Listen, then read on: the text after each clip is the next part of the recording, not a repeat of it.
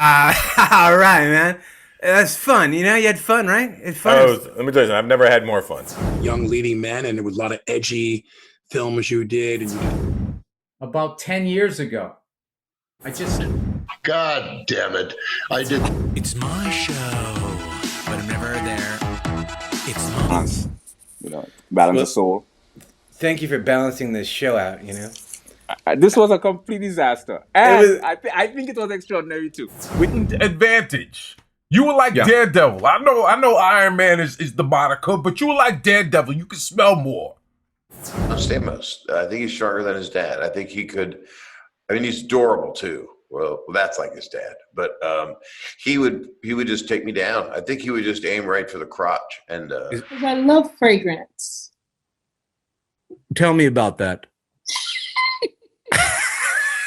And, on football scholarship, and then I moved. As it was my first movie, I was not familiar with Cheddar Bay biscuits. I know, the different things, the hush puppy.